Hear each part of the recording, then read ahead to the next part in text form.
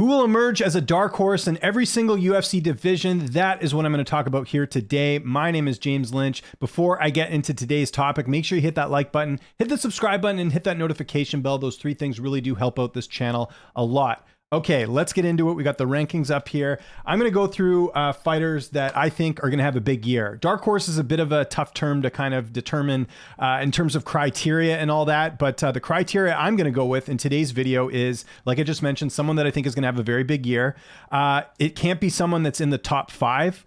Because I think if you're a dark horse, you're probably not in the top 5, right? You're sort of outside of that. So anyone here in the rankings that's ranked in the top 5, we're going to exclude from this list. And then another criteria I thought was someone that hasn't headlined a UFC card before. So this disqualifies a few people, but I'll still mention some other names as well. But I figured this is the easiest criteria to sort of go off as I look through the dark horse in every division. And like we did in the champions video, I'm going to start with the heavyweight division. So if you look at it there, at the time of recording this, UFC needs to update their website. Francis Ngannou, a free agent. He's not with the UFC anymore. So my dark horse in the heavyweight division, and I'm going to do this just like I did with the champions video, just as a reveal here. It's going to be Jailton Almeida.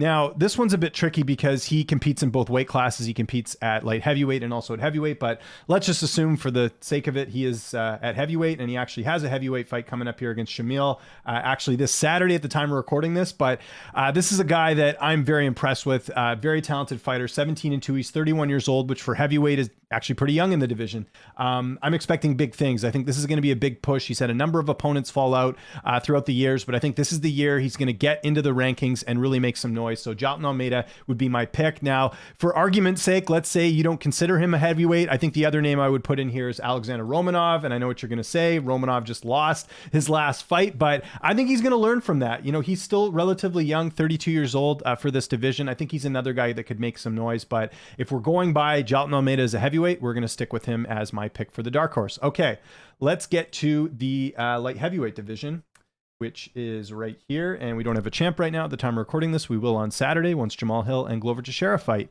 My light heavyweight dark horse is someone that has been maybe not a dark horse in the past, but I think people forget about him a little bit. And that is Jimmy Crute, 12-3 record. And again, I know this guy had a lot of hype coming off Contender Series. That sort of halted a bit, but he's had some injuries and he's had a couple tough fights. Let's get real here. He's 26 years old.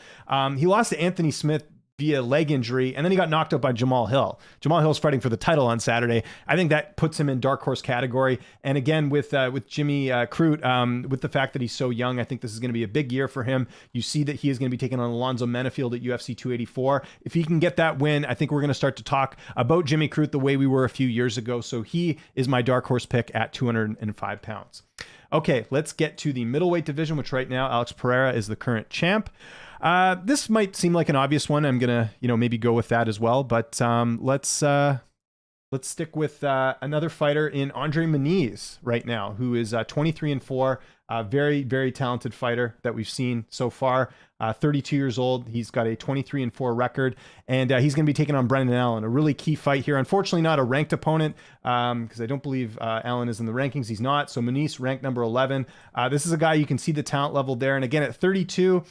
Not as young as I'd like, but he's someone that I think could definitely make some noise this year. And, the submission game's on point. We saw him submit Jacare Souza. We saw him submit Eric Anders. There's a lot of interesting things, going on with Andre Muniz. So he would be my dark horse as someone to make a big splash this year. And I'll throw one other out there. I don't really consider him a dark horse because I think it's the opposite. I think people are going to have a lot of expectations about this next fighter. But Bo Nickel, really curious to see how he does in his debut at UFC 285, taking on Jamie Pickett, a fight that I think most people feel like he's going to win. But if he goes out there and starches Pickett and they give him a ranked opponent next and he beats that opponent, we could very much be talking about a big year here for Bo Nickel. So he would be sort of my, 1A if we were to pick 1A here, but I'll stick with Muniz, but Bo Nickel's another name that I would keep in mind for this year.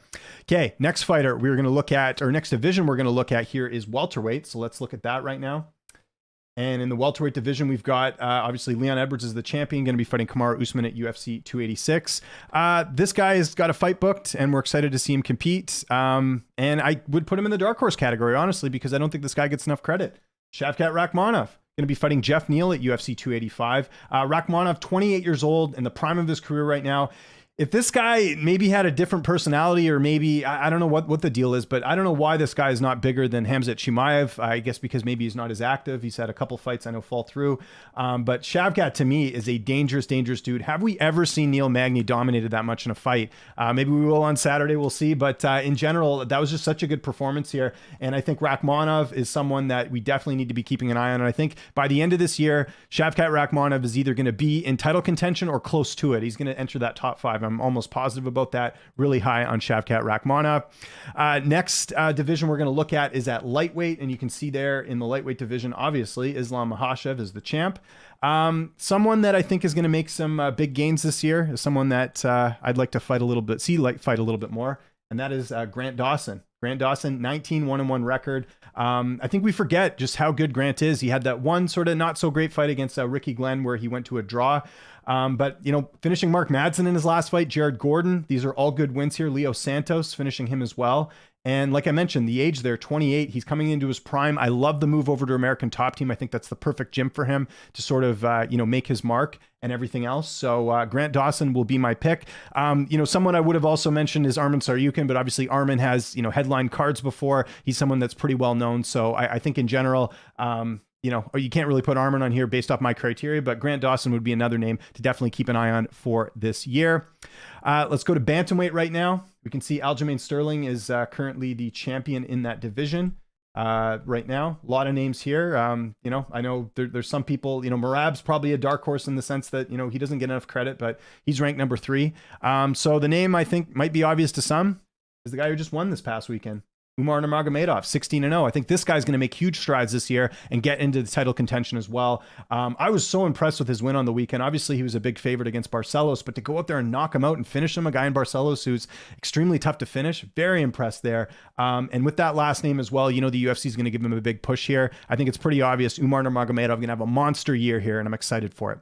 Okay, let's go to featherweight. Someone that unfortunately we did not get to see fight at all, very much at all this year, and that was this guy right here. Whoops, actually, I'll reveal it and then I'll talk about the division. Voliev, 16-0 record, 28 years old, got a win over Dan Ige in his last fight, Hakeem Dawodu. This guy looks like a problem in the weight class, and looking at the rankings here, he's actually ranked number 10, but I think he can hang with a lot of these guys in the weight class. Expecting big things from him. He does not have a fight currently booked, but I think anyone that he fights above here is going to be a very interesting matchup for him. I think this is a guy to keep an eye on, especially with the fact that he is undefeated. Okay, now let's look at the women's bantamweight division right now, ruled by Amanda Nunes. Where are we here?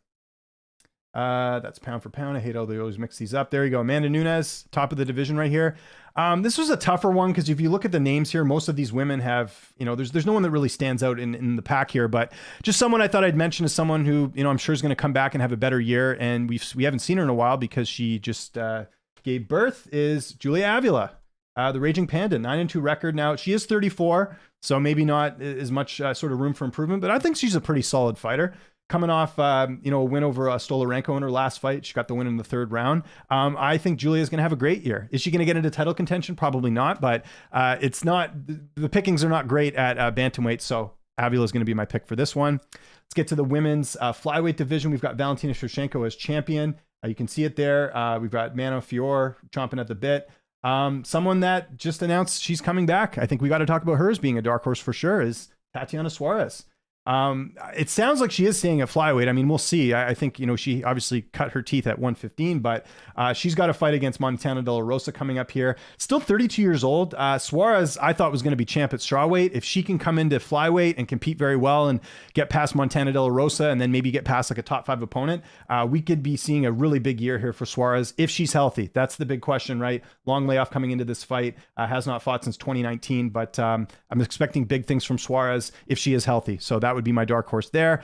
We got 2 more divisions left. Men's flyweight. Let's go have a quick look at that. Men's flyweight, we have Davison Figueiredo at the top of the division. He may not be the champ after Saturday. We'll see what happens. That's going to be an interesting fight with Brandon Moreno. This guy has not headlined a card. He is making a bit of noise, but I'll still put him as my dark horse as well because I'm really high on him, and that is Manel Kopp, I should say. 18-6 record, 29 years old, still relatively young. And look at this. He's been knocking out a lot of opponents his last 2, and then went the distance with Dvorak, but a very good performance there. He's going to be taking on Alex Perez. If he can get past Perez, we might see him get maybe one more fight and then start talking about him in title contention, because this guy's much, you got to keep an eye on him is what I'm saying. Losses to Pantoja and Nicolau, very close fights there. This is a guy that needs to get a little bit more due as far as what he's been able to accomplish there. So really impressed with Kopp, and I think this is going to be a huge year for him as well. And finishing things off, we're going to go to the women's strawweight division. We have Weili Zhang as the current champion, does not have a fight booked right now. Someone that's not even in the rankings, because I looked at it here. A lot of these women have fought already. No one really standing out here. I'm going to go Tabitha Ricci. Sorry, I hate to say that before I move the thing over here, but Tabitha Ricci, 7-1, 27 years old. Again, still relatively young. Excited to see what she's able to do this year in strawweight. She's supposed to have she is fighting, I should say, Jessica Penne coming up on UFC 285. If she can get past her, really excited for the baby shark and what she can do in the division this year. I think she is someone to keep an eye on as well. So I want to know what you guys think in the comment section below. Do you agree with some of these picks? If you don't, let me hear who your dark horse picks are. Again, I tried to go with my own criteria here. I know there's some names you'll be like, hey, what about him? What about him? What about her? Yeah, I know I did my best to go through the division, so that's just kind of my opinion on this, but I'd love to hear from you guys. As long as you're willing to have a cool discussion about fighters in their divisions, I would love to hear from you. Follow me on Twitter and on Instagram at Lynch on Sports. And make sure you subscribe to this YouTube channel, youtube.com/Lynch on Sports. While you're there, hit that like button and hit the subscribe button. I'm James Lynch. Thanks so much for watching, and I'll see you next time.